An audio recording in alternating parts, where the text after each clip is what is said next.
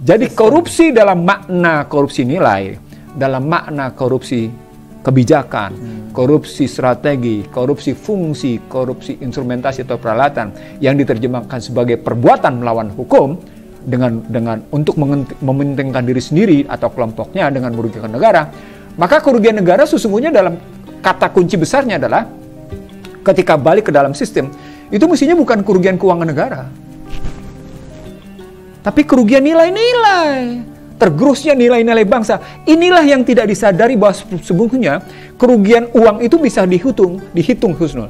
Tapi kerugian dalam perspektif nilai, kerugian dalam perspektif menyimpangnya kehidupan bernegara berbangsa dari cita-citanya semula, itu adalah kerugian intangible, kerugian yang jauh lebih besar dari kerugian keuangan. Ini yang tidak dilihat oleh banyak orang, Husnul.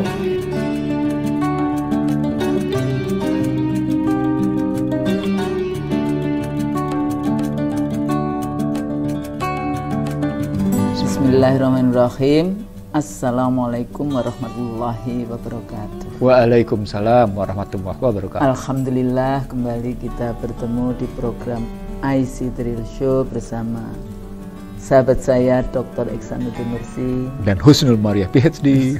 Husnul Maria, apa kabar Bang? Alhamdulillah, insyaallah dalam berkah dan lindungan yang maha kuasa. Amin, amin, amin, amin. Mudah-mudahan ya. Amin. Kita memang harus terus-menerus berdoa. Betul. Banyak sholawat, iya. Banyak. Ini pokoknya kita sekarang ini harus berdoa terus karena isu-isu politiknya luar biasa. Iya. Nanti kalau saya bilang, wah ini ilmuwan politik tapinya apa? Harusnya iya, memang harus begitu, kita manusia. Ada yang dia tidak tahu, Husnul. Ada transenden. Iya, tapi transenden itu sesungguhnya basisnya juga real. Karena kalimatnya alimul ghaibi wasahadah, innallaha azizul hakim. Alimul ghaibi wasahadah.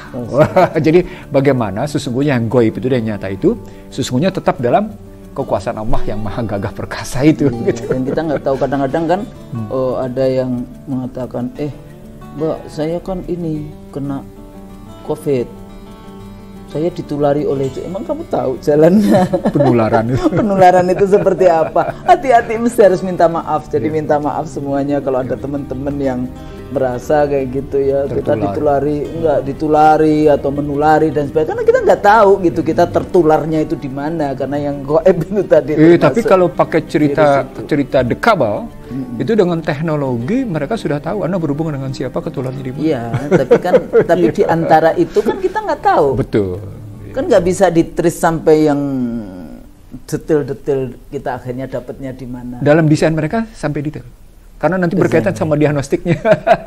Desain mereka. Desain mereka begitu. Wamakaru. Markamah.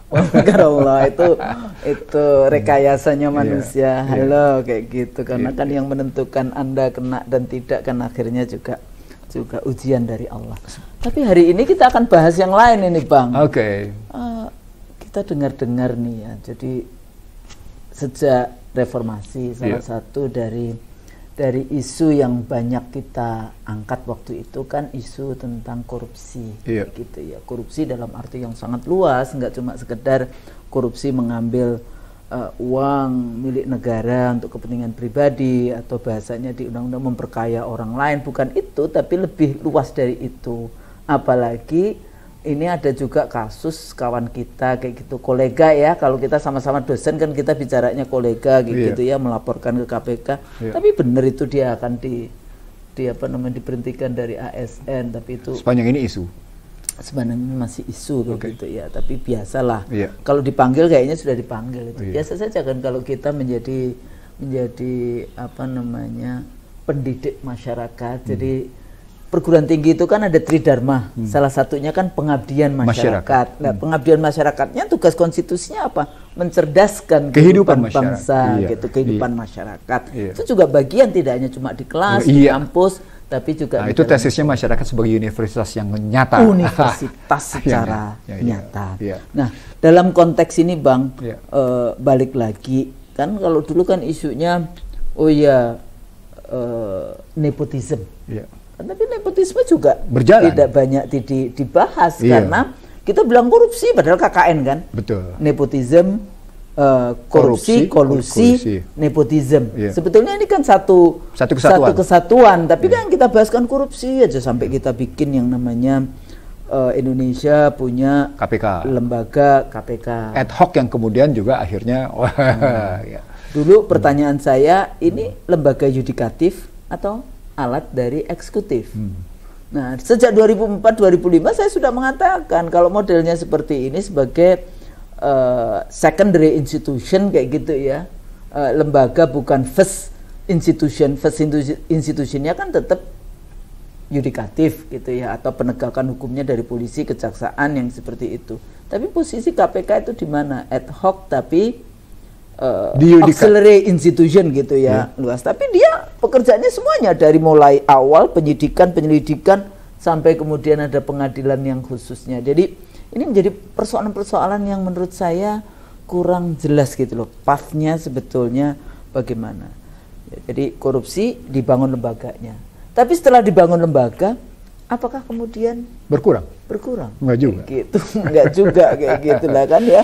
Nah ini jadi sebetulnya balik lagi ke mentalnya, penyakit jiwa lagi nih gitu ya.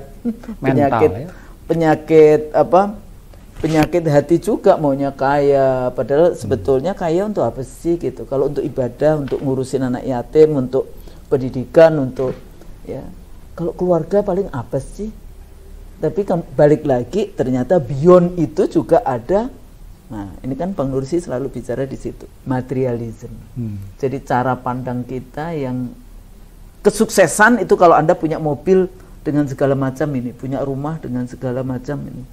Biasanya dulu itu ada punya rumah dengan kolam renang, makanya saya dulu dikejar itu sama wartawan. Cuma nggak pernah tahu bahwa kolam renang di rumah saya itu ukurannya 4,5 meter kali 2,5 meter gitu. Belumbang kalau orang Jawa kayak gitu, karena saya dulu 8-7 tahun tinggal di Australia, biasa saja anak kecil kan suka main air, jadi kita digging lah di belakang rumah seperti itu. Cuma 4,5 meter kali 2,5 meter. Iya. Nggak sampai 5 meter lah, 5 meter. Hampir 5 meter kayak tapi gitu. Itu udah cukup untuk menyehatkan tubuh. Iya, lumayan. 120 di sana, tapi karena dulu banyak anak-anak kecil kayak gitu ya, 20 cm di situ. Untuk bolak-balik 50 kali juga capek kayak gitu kan. Nah, dalam konteks ini balik lagi, korupsi bukan isu yang mudah kayak gitu ya. Semua bicara. Mau polisi juga ngomong, kejaksaan ngomong, DPR ngomong, presiden ngomong, menteri ngomong. Tapi bagaimana sebetulnya kita melihat konteks ini sekarang, ditambahkan kalau dulu yang nepotisme gitu ya, jadi korupsi politik di dalam konteks bagaimana rekrutmen jabatan-jabatan yang berdasarkan kelompoknya, kliknya kayak gitu. Nah, terus yang isu yang rame yang tadi di awal saya bicara tentang bagaimana kok dosen ya, kawan kita kemudian melaporkan anak presiden ke KPK. Kira-kira nanti ini ujungnya di mana? Saya dulu termasuk orang yang nggak terlalu setuju misalnya target jadi ini kan pakai TOTO tuh, targetnya itu directly ke penindakan. Saya dulu bicara mungkin tahun pertama adalah kita bicara tentang bagaimana sih pendampingan, bagaimana sebetulnya pencegahan ya, jadi pencegahan, kemudian pendampingan, baru kemudian penindakan. Karena kalau Anda langsung penindakan nggak jelas kok. Yang satu misalnya ditangkap melalui KPK dianggap korupsi, tapi yang satunya lagi ditangkap polisi dan kejaksaan. Kalau Anda ditangkap oleh KPK, Anda dianggap tersangka, Anda pasti terpidana dan Anda nggak ada punya SP3. Tapi kalau Anda ditangkap oleh kepolisian, kejaksaan, Anda tersangka, belum tentu terpidana. Anda terpidana, ada SP3. Makanya itu dulu yang kita bawa ke Mahkamah Konstitusi, pasal 53 kalau nggak salah. Ada 2 anak manusia warga negara yang tidak sama kedudukannya di depan hukum. Karena sama kasusnya korupsi. Tapi kalau Anda ditangkap KPK, Anda nggak punya hak yang sama seperti kalau Anda ditangkap oleh polisi dan kejaksaan di dalam konteks ini. Nah, kembali lagi isu tentang ini sebetulnya ini kan sudah seperti bahasanya itu, if the system already corrupt, jadi yang korupsi sebetulnya apa? Kalau sistemnya sendiri itu sudah korup, bagaimana kita mau mengurai satu persatu di dalam konteks menyelamatkan, ya, jadi ada korupsi dari mulai korupsi berpikir kita, korupsi ya corrupted by ini ya, akhlak kita kayak gitu ya. Jadi kalau dulu bahasanya saya, I've been corrupted by your culture, kayak gitu kan, dengan budayamu yang negatif misalnya, seperti itu. Nah, mulai dari mana kita melihat isu korupsi yang tidak hanya political ekonomi, tapi bisa juga isu yang bahkan pemilu misalnya. Korupsinya kan nyolong suara, seringkali diplesetkan Spanyol, suaranya menang separuh nyolong, kayak gitu kan. Dan itu bukan sesuatu yang oh iya aneh, enggak, sudah seperti sesuatu yang biasa saja. Bahwa Anda transaksi memindah-mindahkan suara, bahwa yang kayak gitu-gitu dianggap sudah biasa, padahal itu is part of the corruption, kayak gitu kan. Itu bagian dari korupsi, baik yang dilakukan oleh peserta, oleh penyelenggara ya, dalam konteks itu. Nah, melihat seperti ini gimana? Dalam konteks yang kita urai dulu, kita melihat tentang korupsi yang lebih luas, baru kemudian pada level yang lebih menjurus. Oke. Yang pertama, ada 3 sudut pandang yang kita pakai untuk menilai korupsi itu. Sudut pandang yang pertama adalah yuridis filosofisnya, yuridis formalnya, yuridis sosiologisnya. Yang Husnul cerita tadi melulu pada yuridis formal, yuridis legal. Kenapa? Karena korupsi diterjemahkan sebagai perbuatan melawan hukum yang merugikan negara tapi menguntungkan pribadi. Nah, perbuatan melawan hukum itu dalam perspektif yang lebih luas bisa diterjemahkan ke dalam 5 hal. Dia berarti perbuatan melawan nilai-nilai, gitu ya. Satu ya. Yang kedua berarti menyimpangkan atau menjungkir balikan kebijakan. Yang ketiga berarti menjungkir balikan strategi kehidupan, gitu ya. Yang berikutnya adalah bertentangan dengan fungsi atau menyalahi fungsi. Yang kelima adalah memainkan instrumentasi sehingga menguntungkan dirinya sendiri atau merugikan negara. Ketika Husnul bercerita tentang a part of corruption tadi pada Spanyol, dia sesungguhnya masuk dari dimensi dalam perspektif nilai, dia sudah korup karena tidak jujur. Ya, padahal prinsip pemilu jujur. Gitu kan. Suaranya jujur. Gitu. Berarti dia sudah korupsi nilai, jujur. Dia juga korupsi kebijakan. Karena kebijakan yang sesungguhnya tidak mengizinkan perilaku tidak jujur. Gitu ya. Dia juga korupsi strategi, karena strategi tujuannya adalah satu peralihan kekuasaan, satu peralihan pemerintahan yang basisnya kejujuran. Sehingga strategi untuk mencari pemerintahan yang bersih, satu pemerintahan yang baik, itu tidak tercapai, gitu loh. Terjadi kerugian strategi kan di situ, tidak tercapai dia, gitu. Dan dia juga memainkan kerugian pada fungsi. Kenapa? Karena fungsi suara masyarakat dimanipulasi. Instrumennya tidak bisa menjaga. Tidak menjaga. Rakyat. Kerugian yang berikutnya itu pada instrumen, pada peralatan. Dia juga menyalahi instrumen, karena instrumen yang seharusnya tidak digunakan untuk itu, tapi digunakan untuk membenarkan kemenangan dirinya, gitu loh. Jadi pendekatan begitu kalau kita ambil gitu. Jadi ada 5, Husnul. Tadi korupsi nilai, korupsi kebijakan, strategi, fungsi, dan instrumentasi atau peralatan. Nah, kalau kita lihat tadi ada teman yang kayak gitu ya, mau ngelaporkan Gibran Kaisang ke KPK karena alasan pembeliannya sahamnya tidak logis, tidak wajar, dan berpotensi berhubungan dengan sebuah perusahaan yang inkrah telah melakukan perbuatan melawan hukum, telah melanggar hukum tentang lingkungan hidup, maka dia bisa kita lihat sesungguhnya bukan hanya pada problem dilaporkannya Gibran, apalagi dengan pertanyaan apa tidak boleh seorang anak presiden berbisnis kan gitu ya. Pertanyaannya begitu gitu. Husnul, ini pertanyaan norak. Saya bilang pertanyaan norak banget bahkan, karena berarti dia tidak memahami etika publik. Menteri juga berbisnis juga. Oh iya, makanya saya bilang, let alone the children, even themselves. Iya, iya. Jadi kan berarti problematiknya pada problematik etika kan? Etika. Nah, artinya dalam bahasa etika publik, bahkan bisa diterusin etika pejabat. Etika pejabat publik. Sumpah jabatan jadi jatuhnya. Itu yang saya maksud bahwa kenapa saya bilang pertanyaan norak? Karena dia tidak memahami struktur bagaimana seorang pejabat sebelum menjabat dia disumpah, dan itu berarti ada etika. Etika itu basisnya moral. Moral itu rujukannya agama. Agama itu tadi ketika Anda menyatakan demi Allah saya akan menjalankan dengan seluruh-seluruhnya. Demi Allah saya akan menjunjung setinggi-tingginya bagaimana konstitusi, bagaimana saya menjunjung pakai Al-Quran kalau Islam. Pakai Alkitab kalau pakai Alkitab, pakai kitabnya masing-masing. Pakai kitabnya masing-masing. Jadi artinya pertanyaan itu sekali lagi pertanyaan sangat norak gitu. Yang menarik adalah ini pernah kejadian di era Soeharto. Saya ingat betul. Pada periode sekitar 87-an, menjelang 87 gitu ya. Saya bilang menjelang 87 karena berikutnya di 88 itu Glasnost perestroika ya. Terbukaan ya mulai terbukaan. Political openness. Iya, openness. Itu Soeharto diajukan mendapat pertanyaan dari seorang jenderal. Pak, ini begini. Pak Harto menjawab, apa anak saya tidak boleh berbisnis? Kalimatnya bukan begitu. Apa konstitusi melarang anak saya berbisnis? Gitu. Pada 87-88 pertanyaan itu diajukan lagi oleh Kanjeng Gusti Pangeran Haryo Jatikusumo kepada Pak Harto. Ini Pak, begini.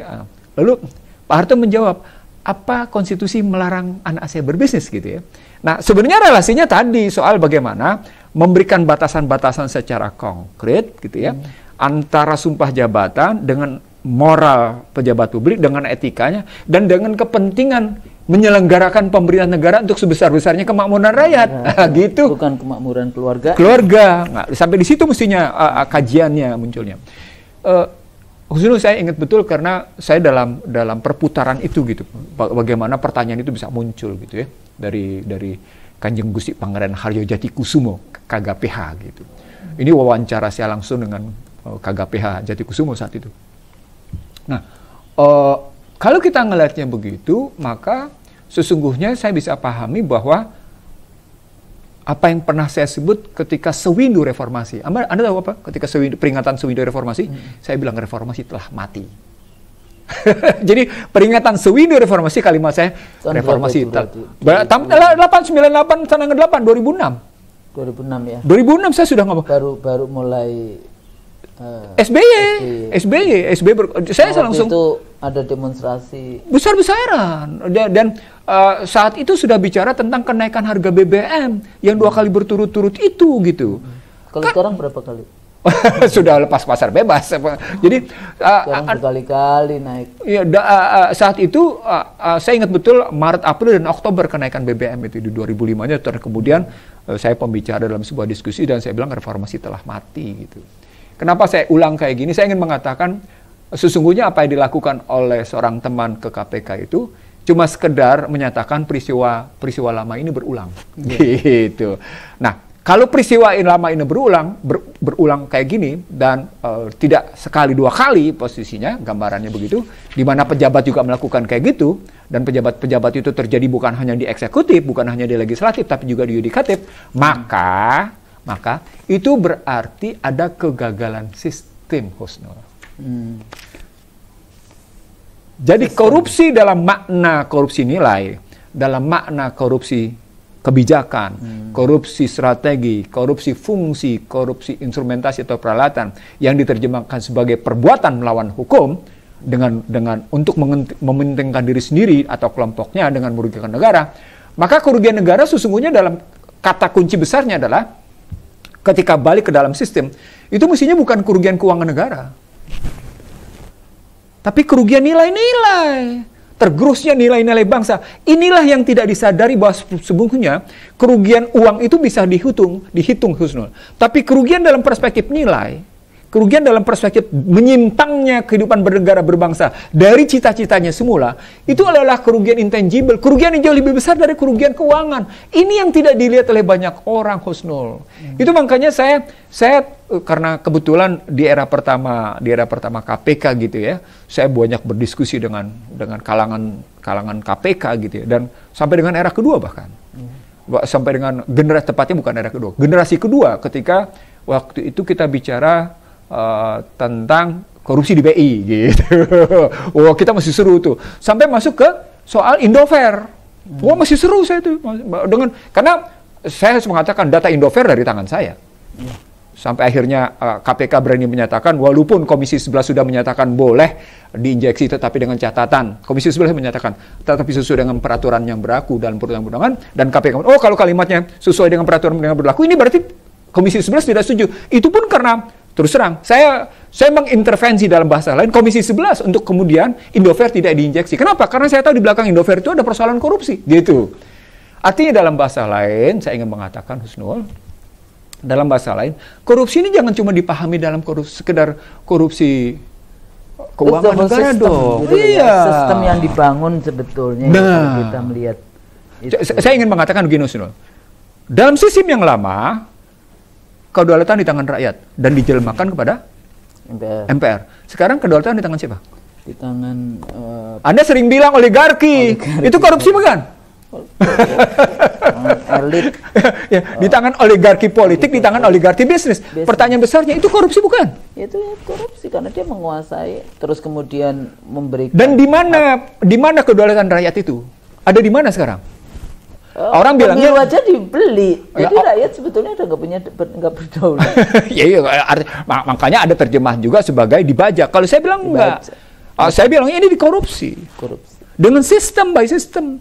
Dengan konstitusi yang udah diubah melalui pasal 6, melalui pasal 23 di Undang-Undang Dasar 2002. Nah, dari sana kelihatan bahwa ada problematik besar di bangsa ini, bahwa problematik kita tentang korupsi sesungguhnya problematik bukan sekedar kerugian negara secara keuangan, bukan sekedar bicara tentang keuangan negara merugi, bukan itu gitu. Ada kerugian yang jauh lebih besar, ya ini kerugian yang imaterial. Kerugian nilai-nilai sehingga bangsa ini selalu mengalami problematik besar. Apa itu? Jalan pintas untuk mencapai kekayaan dan kekuasaan. Ya itu, Husnul. Saya ulang. Jalan pintas untuk mencapai kekayaan dan kekuasaan. Sebaliknya, jalan pintas untuk mencapai kekayaan dan kekuasaan atau sebaliknya menjalankan kekuasaan untuk kekayaan. Selalu dia exchange, bertukar dia. Bertukar antara kekuasaan dengan kekayaan, kekayaan dengan kekuasaan. Jadi untuk mendapatkan kekuasaan dia membeli gitu kan? Korup. Ya. Nah, nanti setelah berkuasa, dia membayar lagi berapa yang tadi sudah dikeluarkan. Dia harus return on investment kan? Ya, pengembalian investasi kan? Loh, sama seperti seorang oligarki, perilaku oligarki bisnis. Sebesar itu dia berinvestasi, dia berharap kalau return on investment harus lebih dari tingkat suku bunga baliknya. Maka Anda bisa lihat betapa yang namanya konglomerasi di Indonesia menjadi demikian berjaya karena dia harus mengembalikan investasi dia di panggung politik. Disitulah sesungguhnya. Jadi dia harus membiayai. Tapi kadang-kadang pertanyaan saya, berapa sih sebetulnya ya para pebisnis itu dulu membiayai pilpres, membiayai partai itu berapa? Karena habis itu APBN banyak dihabisi. Gitu. Sebenarnya Husnul, kalau korupsi dari APBN itu ortodoks. Ortodoks ya. Dia korupsinya dari yang kebijakan. Jadi tadi kebijakan. Oh iya, PCR. Harus semua pakai vaksin. Itu. Semua harus PCR. Tapi siapa yang impor? Itu. Jadi ketika Anda memainkan posisi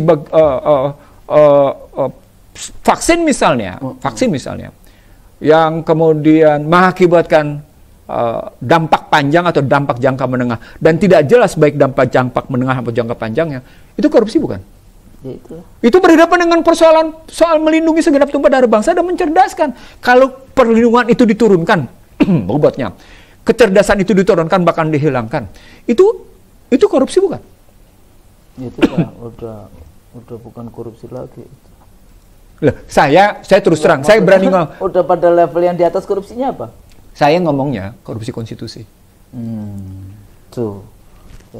Jadi saya ngomongnya bukan lagi korupsi. Saya nggak, dan ini artikel saya, jadi bukan hal baru saya nulis. Jadi ketika saya menyatakan bahwa reformasi telah mati dalam sebuah ide reformasi, artikel saya sebelumnya menyebut korupsi konstitusi. Jadi ini kajian saya lama.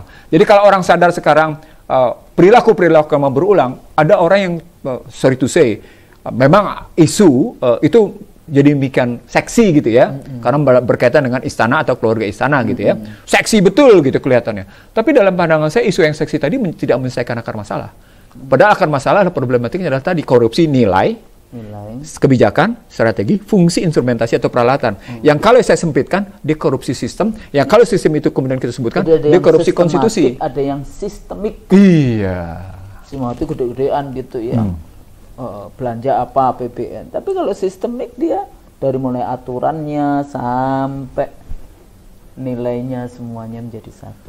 Nah, ketika kita sadari korupsi itu korupsi sistemik dan sistematik, dan ujungnya adalah soal korupsi konstitusi, maka suka tidak suka, dia bukan lagi pada sekedar problem sistemnya yang salah, tapi orangnya juga salah. Jadi dua kita, sistem salah, aktor atau pelakunya juga salah, Husnul. Multi level itu. Kalau saya misalnya itu bukan multi level, multi struktur, seperti biasa saya menggunakan istilahnya multi struktur dia pendekatannya. Ketika kita tahu bahwa kesalahannya sudah multi struktur, maka suka tidak suka, kita harus melakukan, kalau pakai bahasa akademik, dekonstruksi. Suka tidak suka, Anda harus melakukan dekonstruksi atas multistruktur dari situ. Harus diurai itu. Iya, harus diurai dong struktur ini. Rekrutmen, kalau aktornya itu dari mulai rekrutmennya sampai kemudian dia capable atau punya kapabilitas, punya integritas untuk memimpin, itu kelembagaannya ya, policy-nya dan sebagainya. Jadi ketika undang-undang anti korupsi itu dicanangkan di DPR, lalu diperbaiki, lalu direvisi, malah kemudian menurunkan bobot KPK, dan KPK sekarang kelihatannya gencar sekali melakukan operasi tangkap tangan gitu ya. Padahal nggak ada yang tangkap tangan itu. Karena ada tangkap tangan itu diksi yang menurut saya juga nggak benar. Kan pasti kan udah dikuntit. Nggak ada yang tangkap tangan tahu-tahu ditangkap tangan. Pertanyaannya bagaimana menguntitnya? Nah itu adalah. Bagaimana dari ribuan pejabat itu bisa bagaimana itu? Bagaimana itu? Itu menarik. Itu korupsi tersendiri. Itu menarik tuh kalau dibongkar sampai ke situ, Husnul, iya, gitu ya. Kan, tangkap tangan dikuntit, emang tahu-tahu kayak gitu. Ya katakan. Malaikat kayak gitu ya, iya. Tapi kalau katakan Bupati Wali Kota Bekasi yang kemarin kena gitu ya.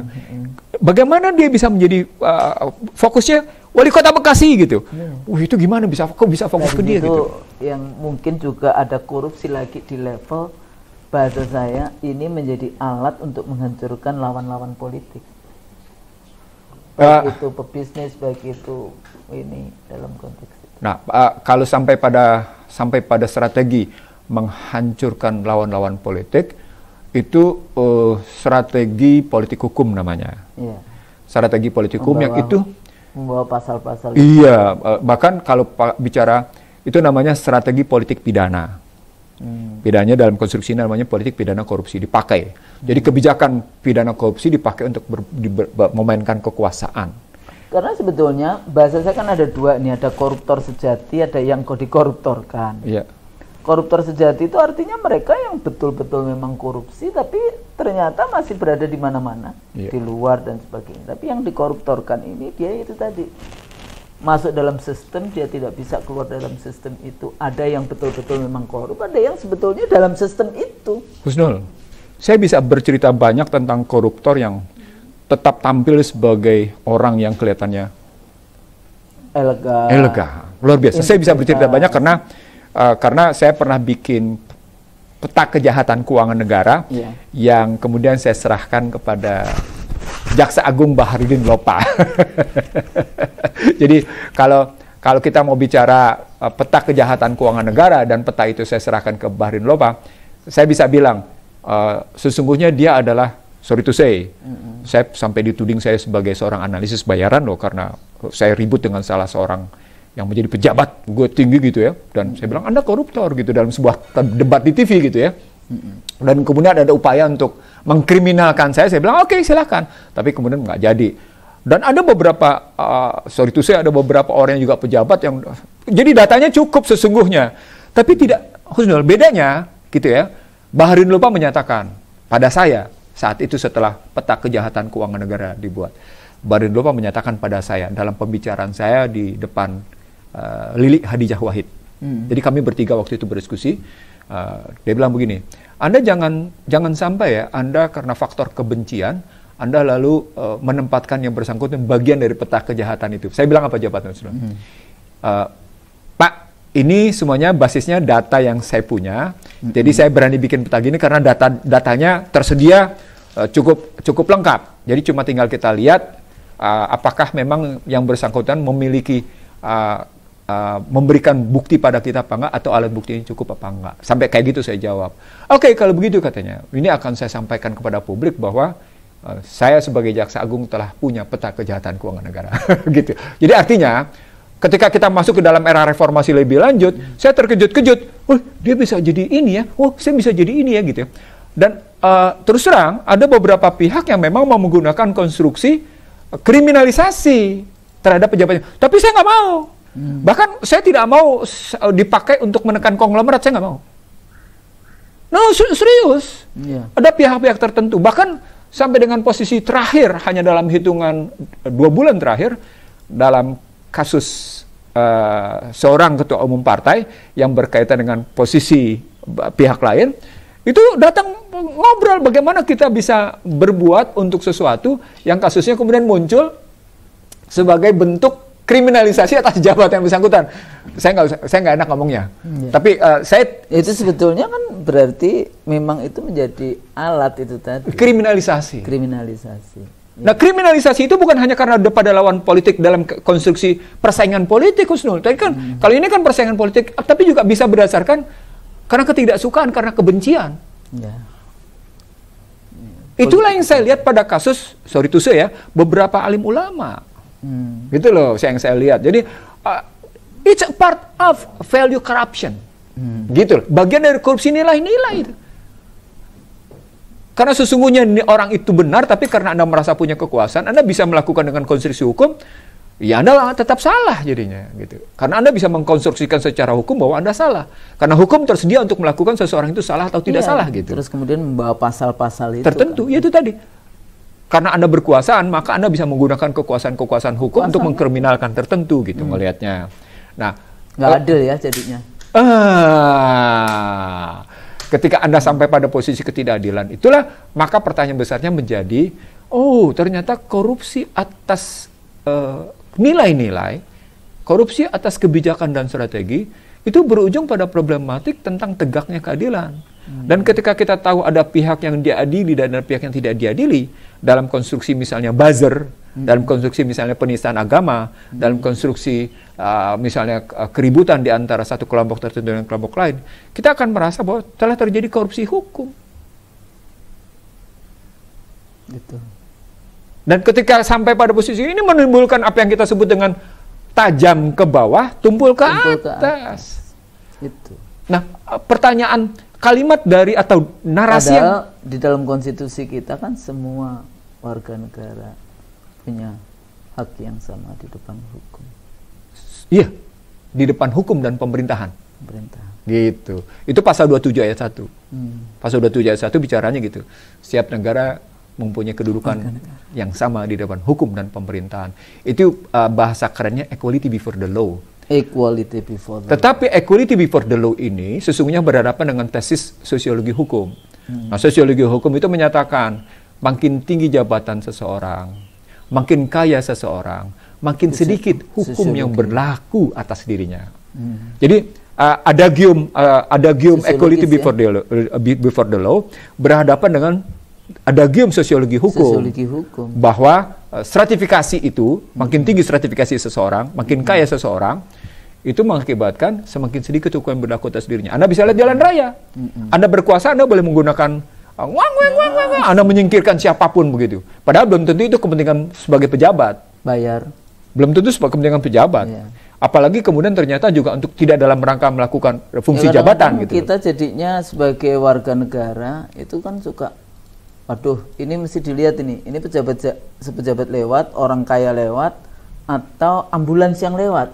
Sehingga seringkali kita kan harus, kalau ambulans kan kita punya etika untuk langsung minggir dengan ini. Tapi kadang-kadang pejabat, bukan pejabat, orang kaya lewat. Muncul di situ persoalan. Sesungguhnya yang punya kedaulatan di negeri ini, dalam aplikasi, itu siapa sesungguhnya? Pejabat atau rakyat? Ya pejabat. Loh, itu bicaranya kan kedaulatan di situ. Kedaulatan dan pengertian. Kedaulatan itu rakyat. Iya. Tapi ketika implementasinya pada the real power, siapa sesungguhnya? Rakyat sebagai apa jadinya? kita cuma jadi objek, bahkan jadi korban. Jadi objeknya jadi korban. Nah, problematiknya menjadi balik. Oh iya, pergeseran dari rakyat sebagai pemilik kedaulatan rakyat menjadi objek atau korban dari kedaulatan rakyat itu sendiri. Kan problematik korupsi, Husnul. Di situ letaknya. Kenapa? Karena terjadi yang namanya perlawanan, atau terjadi penyimpangan, atau terjadi pemanipulasian. Penyimpangan, manipulasi itu kotak-atik maksudnya. Manipulasi posisi gitu ya, penyimpangan, atau kemudian berwujud sebagai bentuk tadi perlawanan, harus dipahami dalam sebuah kerangka. Oh ini harus kita lihat dalam kerangka tadi, cita-cita dalam kehidupan berbangsa dan bernegara. Kalau kembalikan dalam cita-cita kehidupan berbangsa dan bernegara, maka semua bentuk korupsi itu tidak boleh ada. Disitulah ketemu, jangan sekedar bertanya, memang nggak boleh ya anak pejabat berbisnis? Nggak boleh itu muncul pertanyaan, karena memang tujuannya adalah dalam rangka mencapai cita-cita kehidupan berbangsa dan negara bagi semua kalangan. Gitu perspektifnya. Nggak cuma yang bisnis, nggak cuma anaknya aja. Iya, bahkan artinya kalau bisa memang kalau jadi pejabat ya agak menjauhi gitu kan. Nah, di sini akhirnya soal pemahaman posisi diri. Apakah kita memang mau, saya pernah terikat saya lupa medianya, ketika Bill Clinton menjadi presiden, itu diberitakan dia ketika dia datang ke sebuah supermarket. Di supermarket itu dia berbelanja bersama istrinya, Hillary, itu tanpa pengawalan. Tanpa pengawalan. Diberitakan sedemikian rupa tanpa pengawalan. Dalam pemberitaan itu terkesan antara Bill Clinton dengan Hillary sebagai suami istri, sebagai rumah tangga, berbeda dengan Bill Clinton sebagai presiden. Artinya untuk kepentingan analisis antara Bill Clinton sebagai presiden yang kemudian juga berperan sebagai kepala rumah tangga beristrikan Hillary Clinton, itu dipisahkan dalam kepentingan. Dalam praktek kan nggak bisa. Apa poinnya? Poinnya adalah ketika orang mencoba memisahkan itu dalam praktek, pemisahannya hanya mungkin dilakukan bagaimana sistem yang berlaku dan bagaimana moral pejabat publik itu tegak lagi, itu Husnul. Jadi analisis psikologi sosial politik itu harusnya dilihat dalam kerangka bagaimana penyadaran seseorang tentang status dan peranannya, keren kan? Dalam status dan peranannya. Sehingga moral etika pejabat publik itu memberikan gambaran suri tauladan gitu, Husnul. Maka muncul pertanyaan, ada nggak ya keteladanan sekarang? Itu pertanyaannya, memang masih ada. Ada nggak ya keteladanan sekarang gitu? Padahal leadership itu kan yang kita sering bahas, ngarso sung tulodo kayak gitu kan, di depan kita memberikan contoh. Aku utus kamu sebagai suri tauladan, uswatun hasanah. Suri tauladan yang baik. Mangun karso tutpuri handayani. Jadi ketika Anda bicara ingmadio mangun karso tutpuri handayani, gitu kan ya? Lalu sampai pada teorinya Ahmad Dahlan, silih asih, silih asuh, silih asah, gitu ya. Dan masuk ke dalam perangkat kepemimpinan 8 tesis kepemimpinan Jawa, gitu ya. Lalu masuk ke dalam model kepemimpinan kata pembukaan Undang-Undang 45, melindungi, mencerdaskan, menyejahterakan, dan membawa perjalanan kehidupan berbangsa secara benar, gitu ya. Maka sesungguhnya dia masuk ke dalam satu pemikiran betapa pentingnya menjadi teladan, dan tidak mungkin menjadi teladan kalau hidup Anda dipenuhi dengan banyak kebohongan. Gitu, Husnul. Karena di balik kata kebohongan itulah sumber korupsi, Husnul. Orang lupa. Jadi ketika bicara tentang ketidakjujuran, hilangnya kejujuran tadi, dia sesungguhnya sudah masuk dalam potensi korupsi yang menurut kajian saya tadi, korupsinya bukan sekedar pada kerugian keuangan negara, tapi kerugian nilai-nilai yang saya terjemahkan ke dalam kerugian nilai, kerugian kebijakan, kerugian strategi, kerugian fungsi, dan kerugian instrumentasi. Masuk ketemu yang Anda sebut sebagai ini sudah sistemik dan sistematik. Dan kemudian saya bilang tadi, ini rujukannya ada persoalan bagaimana sumpah jabatan itu ditegakkan yang basisnya adalah moral dan etika publik. Gitu ngelihatnya Husnul. Jadi jangan ngelihat kasus ini sekedar kasus functional case atau sekedar pada kasus memang ini ada problematik relasi antara sebuah perusahaan sudah inkrah dinyatakan bersalah dalam lingkungan hidup dan didenda 1% dari nilai sekian triliun gitu ya posisinya. Lalu kemudian ternyata malah digeser menjadi kerjasama usaha Wah, yang di dalam kerjasama usaha itu kemudian ternyata berhubungan dengan keluarga presiden. Nah, itu ini jadi punya masalah tersendiri abuse gitu. Power jadinya. Iya, tetapi jangan lupa di sini Husnul. Di Amerika, walaupun mereka kayak gitu, mereka punya Foreign Corruption Act. Pada kasus Najib, sebuah perusahaan di Amerika itu terkena sanksi, Husnul. Sebuah perusahaan, iya, di pengadilan dia kena sanksi. Artinya, ketika Anda di luar negeri melakukan korupsi dan terbukti, maka di negerinya mereka terkena. Tetapi dalam kajian lain, ketika kita sering sekali bicara tentang unholy alliance, aliansi busuk dari beberapa institusi, maka muncul tesis yang lain, bahwa sumber korupsi sesungguhnya cuma 2 negara. Sampai kayak gitu, Husnul. Jadi bereskan dulu korupsi di Amerika, bereskan dulu korupsi di Inggris, bereskan dulu korupsi di beberapa. Sekarang kan Bank Dunia menyatakan kalau Anda berhasil menjual utang, maka Anda mendapat fee atas penjualan utang tadi. Indonesia menerjemahkan itu sebagai fee tadi, itu korup, gitu kan? Bank Dunia menyatakan bukan. Itu gimana tuh? Jadi ada perbedaan terminologi, gitu loh. Nah, untuk sampai pada posisi pemahaman perbedaan terminologi tadi, maka muncul masalah. Apa sesungguhnya yang Anda maksud sebagai... Makanya kalau ada Menteri Keuangan terus dia dapat fee karena kita naikin hutang-hutang, dia menggunakan nilai yang tadi World Bank tadi ya. Iya, dia dapat fee. Jadi kalau memang ada orang ada pejabat World Bank berhasil itu dapat fee atas itu. Sekian persen dari kajian itu gitu. Nah, saya ingin mengatakan sama Anda, ini balik-baliknya lagi adalah kenapa sampai ada muncul kajian, kalau kita mau ngeberesin korupsi, beresin dulu korupsi di Amerika, beresin dulu korupsi di Inggris, beresin dulu korupsi di beberapa institusi multilateral, ya, sampai kayak gitu munculnya. Nah, kalau begitu sesungguhnya, karena perhitungan korupsinya, basis atau definisi korupsinya adalah keuangan negara, maka suka tidak suka memang berlaku prinsip air mengalir dari atas ke bawah. Ya sumber uang ada di mana? Di situ. Itu beresin dulu korupsi di sumber uang itu gitu. Ketemu teori moneter. Tentang pencetakan uang, tentang makna uang, bahwa sesungguhnya fiat money itu adalah bagian dari korupsi nilai-nilai dalam kepala. Korupsi persepsi. Tuh dahsyat Kak Husnul. Persepsi korupsi. Jadi ketika apa benar uang ini sesungguhnya nilainya $100 gitu loh. Ini kan persepsi dicetak di atas ini adalah $100. Ini apa benar nih $100 value-nya nih, nilainya? Basis $100-nya ini apa nih? Kalau dihilangkan misalnya tanpa ada sebutan US government misalnya gitu ya, atau Federal Reserve, ini bisa nggak berlaku $100? Itu kan persepsi kan? Oke. Yeah. Maka pertanyaannya lagi yang pernah kita sebut, harga mata uang itu berapa sesungguhnya, baik US dollar maupun rupiah atau mata uang lain. Ketemu deh, disinilah permainan persepsi. Nah, Islam menjawab, jangan main persepsi deh. Main yang konkret. Harus ada emas atau dinar, dirham, perak. Gitu loh. Jadi ada kejelasan bahwa sesungguhnya $100 itu sekian emas gitu loh. Atau ada kejelasan ₹1 itu sekian gram emas gitu. Padahal pada saat yang sama Indonesia sedang berpikir 1.000 jadi ₹1. Mari kita duluin. Padahal kita Indonesia tuh punya banyak emas, bergunung-gunung. Iya kan? Iya, saya ingin bergunung-gunung isinya emas, tapi siapa yang menikmati? Siapa itu yang korupsi ekstraktivisme resources yang mengeruk emas dan kawan-kawan itu. Jadi di situ Anda sudah sampai pada korupsi kebijakan. Iya kan?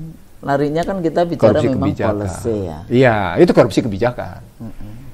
Jadi karena kalau korupsi yang cuma sekedar mengambil uang APBN atau APBD, ortodok itu kuno, kecil, kuno istilah saya. Bagaimana mereka ya kekuasaan diambil, kebijakannya terus diambil, terus kemudian merugikan rakyat secara keseluruhan, tapi menguntungkan dia.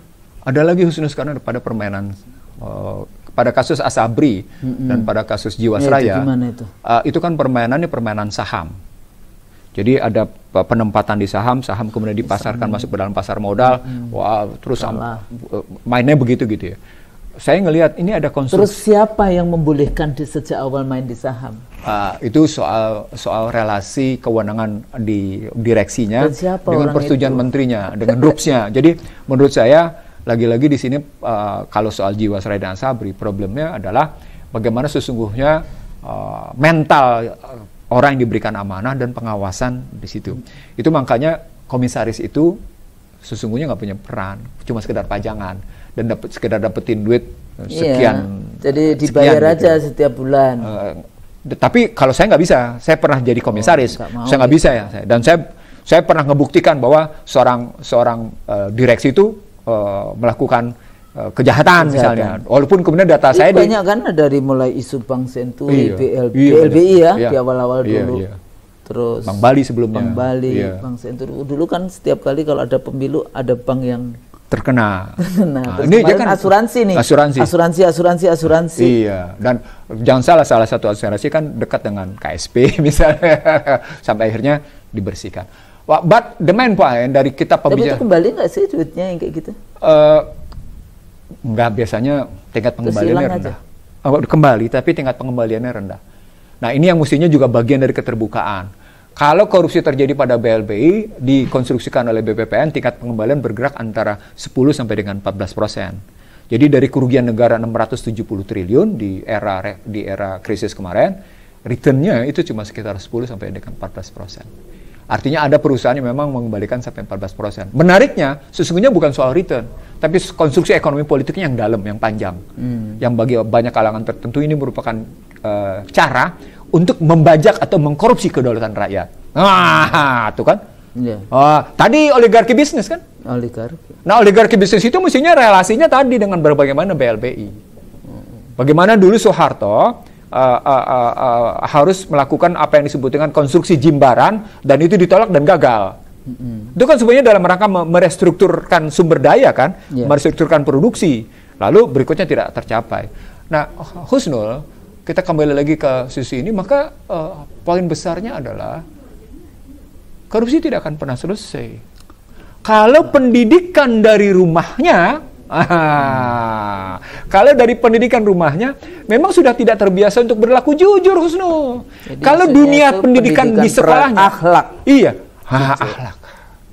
Artinya rumahlah yang menentukan, keluarga yang menentukan apakah seseorang itu jujur apa enggak. Dunia pendidikanlah, dunia pendidikan dan formal. Itu, kalau kita bahas secara akhlak itu ya, apa yang kita makan kan jadi darah. Iya. Jadi kalau tadi itu dari sejak kecil kita ngasih rezeki yang nggak halal, itu kan nanti berpengaruh semuanya ke dalam tubuh kita. Dia bukan lagi jadi darah kalau dalam ini. Dia langsung menjadi bentuk gas. Kan dalam tubuh manusia juga ada gas. Ada frekuensi. 30. Iya, ada frekuensi. Jadi ada cairan. Cairan itu darah segala macam gitu sebutannya. Ada gas, ada zat padat kan. Ada 3 tetap komponen. Nah, kalau dia sudah jadi bentuk gas, dia masuk dalam frekuensi. Semua. Dan bayangkan kalau yang masukkan tadi bukan halalan atau iban, dia menjadi sebuah frekuensi yang gitu. Yang kesana. Ya. Nah, sekali lagi Husnul, jadi bagaimana kita memperbaikinya? Kurikulum pendidikan ya. Tadi keluarga, kurikulum pendidikan. Memperkuat. Itu dulu kita bicara. Pernah bicara? Runtuhnya apa? Keluarga. Luruhnya negara. Tapi juga kita pernah bicara pendidikan. Betapa pentingnya pendidikan di keluarga, bagaimana pentingnya pendidikan di masyarakat, betapa pentingnya pendidikan di lembaga-lembaga formal, betapa pentingnya peran pemerintah sebagai suri teladan. Ketika peran pemerintah tidak mampu sebagai suri teladan, bagaimana mengalir ke bawah. Seperti apapun dia cuma nyontek. Iya, nyontek. Itu problem korupsi itu ada di situ, Husnul. Salah satu dulu yang selalu itu pertanyaan wartawan, bagaimana Bu itu ada warga negara asing yang ikut pilkada? Itu kan di kabupaten ya. Dia cuma nyontek aja karena ada pejabat yang mengangkat menteri warga negara asing. Gitu kan. Tapi saya tulis tuh dalam Bangsa Terbelah. Iya, saya tulis. Tapi kita nggak usah kita ulang. Poinnya adalah maksudnya tadi suri toladan di dalam konteks itu kepemimpinan itu menjadi sangat penting. Iya, betul. Tadi kita sudah ulang. Artinya ketika sistemnya salah, maka harapan kita pada kepemimpinan yang memberi suri teladan. Dan ketika kepemimpinan tidak ada suri teladan, lalu kemudian juga sistemnya salah, ya sudah. Masyarakat harus membangun ketahanannya sendiri, istilah saya. Betul. Jadi ketahanannya sendiri itu berarti dari mulai yang disebut dengan ketahanan keluarga, ketahanan sosial, ketahanan komunitas. Jadi kalau kita bicara tentang kan sekarang selalu ngomong revolusi, revolusi ya anti korupsi dan sebagainya, kadang-kadang mahasiswa juga wah pokoknya pro KPK, padahal kan pelajari dulu sejauh mana, apa sebetulnya isunya, mendefinisikan masalahnya dulu aja kadang-kadang nggak paham. Nah, gitu. yang saya sedang ajak Husnul dan pemirsa IC The Real Show ini, pemahaman tidak parsial, Husnul. Tuh. Pemahamannya pemahaman multistruktural yang Husnul bilang tadi, bagaimana pendekatan sistemik dan sistematik. Lagi suka tidak suka, kebutuhan kita akan kepemimpinan yang dengan suri tauladan yang baik gitu ya, dan sistem yang baik itu adalah apa yang saya sebut sebagai public goods. Husnul tahu, seorang Joseph Stiglitz saja menyebut kejujuran itu, good governance itu gitu ya, pengelolaan yang baik, informasi yang baik, informasi yang benar, itu adalah public goods. Disebut oleh kajian Stiglitz. Anda bayangkan nggak seorang yang hidup di dunia kayak gini, dari Columbia University itu bisa menyebut bahwa pemerintahan yang baik, informasi yang baik, public services yang baik, itu betul-betul merupakan kebutuhan masyarakat. Jadi kalau Anda tidak sampai pada good governance, Anda tidak sampai pada bagaimana memberikan informasi yang baik, tata kelola yang baik pada pemerintahan, Anda sesungguhnya tidak sedang menunjukkan public services, Anda tidak sedang menunjukkan public goods istilah mereka. Yang ngurus rakyat dengan baik kan bahasa sederhana. Iya. Jadi sesungguhnya kita juga punya undang-undangnya, undang-undang asas umum pemerintahan yang baik. Kita juga punya sesungguhnya undang-undang anti KKN kan? Anti KKN. Kita juga punya sesungguhnya beberapa persyaratan.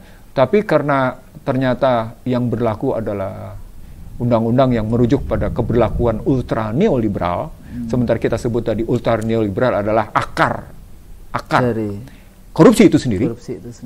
Kan ada asymmetric information. Betul. Asymmetric information itu adalah korupsi, Husnul. Jadi makin besar asymmetric, makin besar korupsi sesungguhnya.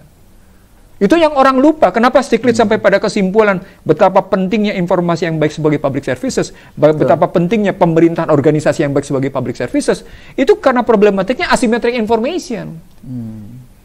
Asymmetric information itulah dalam bahasa kerangka besarnya, di kerangka pendekatan sistemik struktural tadi, dia merupakan asal muasal untuk lahirnya korupsi. Gitu.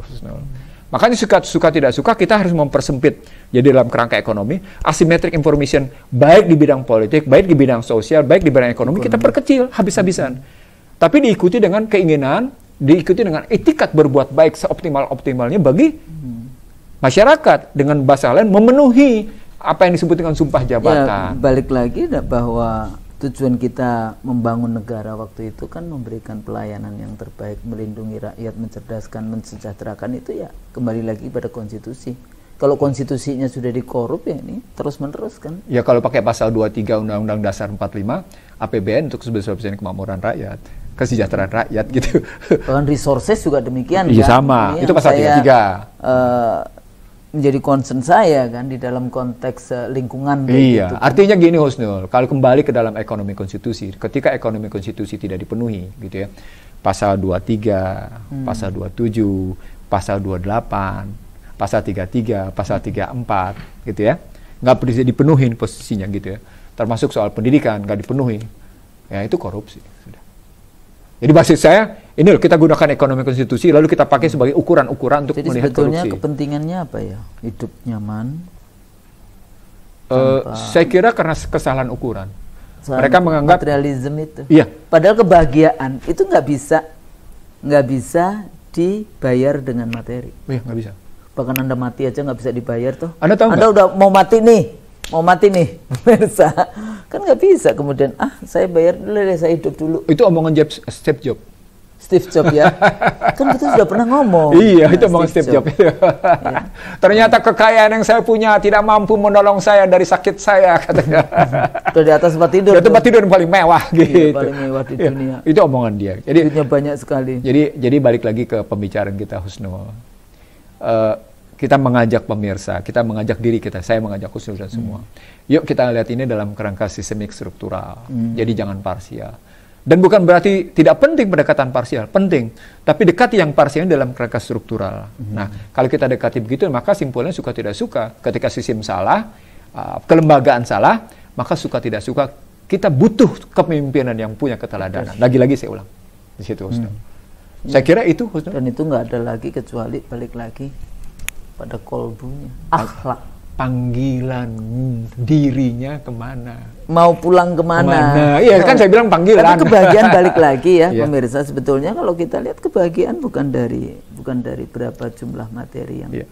kita miliki kayak gitu. Kalau kita berpikir korupsi hanya karena, tapi ini persoalannya kayak misalnya pemilu 20.000, 50.000 kita bisa jual suara kita. Gitu ya.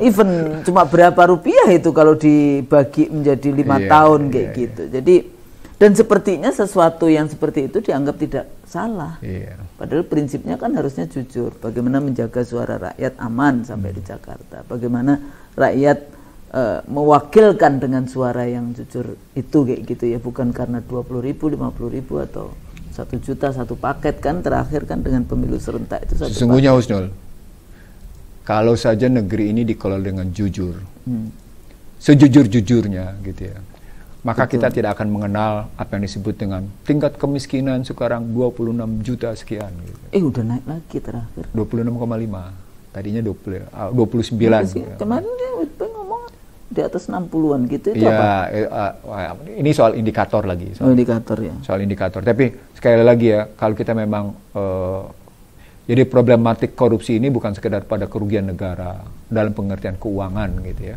tapi ini menyeluruh pengertiannya. Sekali lagi, Rusak negara. rusak negara.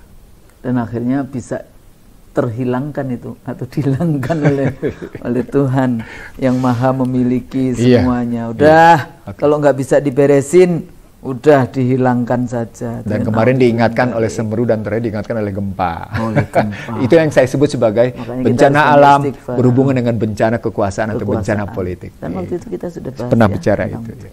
Jadi emang tidak mudah pemirsa, banyak hal, tapi kembali lagi bahwa kita membutuhkan pemimpin-pemimpin. Iya. Ya, pemimpin-pemimpin yang cerdas, Iya. yang amanah, Oh, iya. gitu kan, dalam konteks mengurus rakyat. Ini negara Muslim terbesar di dunia. Biasanya teman saya dari Australia pada saat saya kuliah, Husnul, that's your country, the biggest Muslim, the most populous Muslim country in the world. Dulu kan zamannya itu masih kita bicara korupsi kan, apalagi ada tulisan David Jenkins di Sydney Morning Herald kayak gitu kan. Aduh, dalam Ada konteks bukunya yang itu. David Jenkins. Ya. Soeharto Indonesia. Ya, itu dalam konteks itu. Selalu jawabannya seperti itu, tapi kita harus bedakan antara Islam sebagai satu ajaran. Kalau Anda tidak beriman dan tidak percaya kepada takdir, qadar, takdir, itu anggota DPRD aja kalau bintek nggak bisa fokus nul kalau tidak menyuap kayak gitu ya, yang serangan fajar 20.000. Kadang saya udah capek kayak gitu. Saya bilang, Pak, Bapak Muslim? Iya. Bapak percaya bahwa rezeki Bapak itu sudah dicatat, Bapak akan menjadi anggota DPRD dan sebagainya, sudah ada catatannya, Bapak tinggal menjemput. Percaya. Kenapa harus dengan menyuap untuk bisa duduk di DPR? Jadi apa? Dia tidak percaya kayak gitu. Jadi percayanya kepada siapa kayak gitu? Kepada uang 20.000 yang dia sebar atau kepada Sang Halik. takdir dan qadar dan takdirnya yang sudah dicatat, rizki yang sudah dicatat. Kadang-kadang itu kan menggerus keimanan. Di situ letaknya sebetulnya kalau kita tidak kembali lagi kepada akhlak itu tadi ya, Iya. pada apa yang sudah ditetapkan oleh Sang Maha Pencipta kita, ya buyar semua harus. Saya jawab ya Pak, tesis Husnul terakhir ya. Kalau percaya itu konstruksinya Jabariyah. Tapi membayar itu mungkin konstruksinya Qadariyah. Nggak, tapi kan kita tetap harus ikhtiar menjemput. Iya, ikhtiar Tapi itu Qadariyah. menjemputnya tidak harus dengan Uang. kayak gitu iya, kan. Itu iya. ada banyak sekali yang Iya, namanya iya.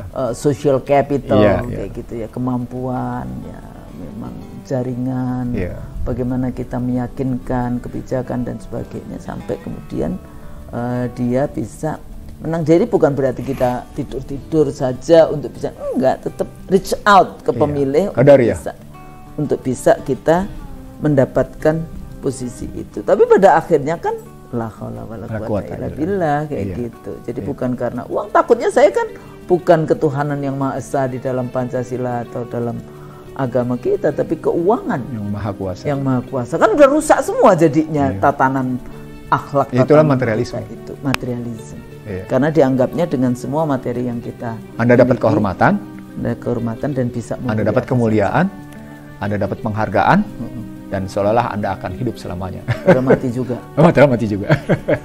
Saya pikir itu Ya. Bang Nursi, mudah-mudahan apa yang kita bahas, yang kita diskusi Bermanfaat. bermanfaat Amin. bagi teman-teman. Dan kalau kita salah, Kita mohon maaf. minta mohon maaf sedalam-dalam. Kalau kami salah, kami mohon maaf. Ya. Mudah-mudahan apa yang kita sampaikan ini menjadi bagian dari pembelajaran. Betul. Pembelajaran. It's a part of public learning. Termasuk kita sendiri Iya, oke, juga betul. dalam konteks itu. Ya. Saya pikir sampai di sini. Ya. Mudah-mudahan apa yang kita sampaikan bermanfaat. Amin. Assalamualaikum warahmatullahi wabarakatuh. Waalaikumsalam warahmatullahi wabarakatuh.